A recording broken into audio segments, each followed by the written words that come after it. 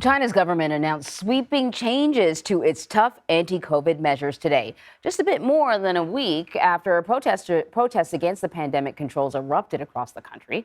So CBS News senior foreign correspondent Elizabeth Palmer is following the story from Tokyo for us. Good to see you. Well, what a change we are seeing. What is the government talking about? What sort of restrictions are they lifting?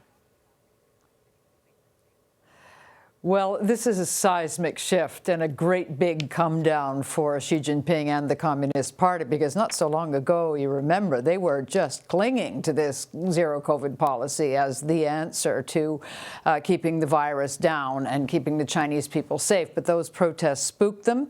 And we've had the National Health Commission very soberly presenting a whole series of changes. The headline is that if you get COVID, you can just go home and get better. And there won't be mass surveillance. You won't be packed off to one of those big quarantine centers. And close contacts of people who get COVID will also just be able to monitor themselves and make sure they're okay. There's an end to the surveillance through apps of people's health.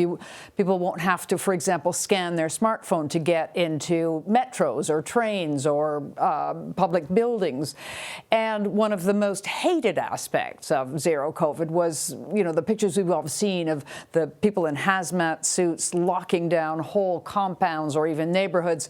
That's going to stop. If there's a very serious outbreak, it will be treated, but in a very local fashion. One of the things that's so surprising about this is how rapidly it's happening. I'm wondering what the government is saying or how people are feeling when the government goes from the only way to handle this virus is to contain it in this, very restrictive way to, okay, all bets are off. I remember when we all started taking off our masks, I was a little concerned about whether or not we should be doing it. Are people there a little concerned? Very much so. Now, you have to understand there is a sort of an urban elite who are able to see Western media one way or another. They were watching the World Cup, noticing that everybody in the stands in the World Cup was not wearing a mask and weren't falling ill. So there's that. But there are millions and millions of people, particularly in rural China, who have been subject to the government propaganda. And a big part of the message is COVID is lethal. It's widely lethal. You can't catch it. It's hugely dangerous. And one thing that's repeated again and again and again is that it killed 1 million Americans. And so, there's absolutely no way we can live with it. We have to stamp it out. So you can imagine that's a head snapper to suddenly be told, actually, it's kind of like the flu. And people are quite anxious about it. Our team in Beijing spoke to people today, and they're not sure. They are very glad to have life less onerous, but they're not entirely convinced it's a great thing.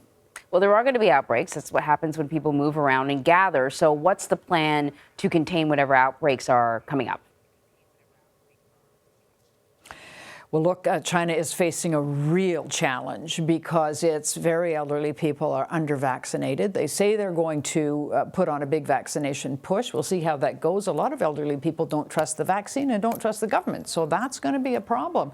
We also have to see how the Chinese healthcare system copes, particularly in rural areas. It's not very good.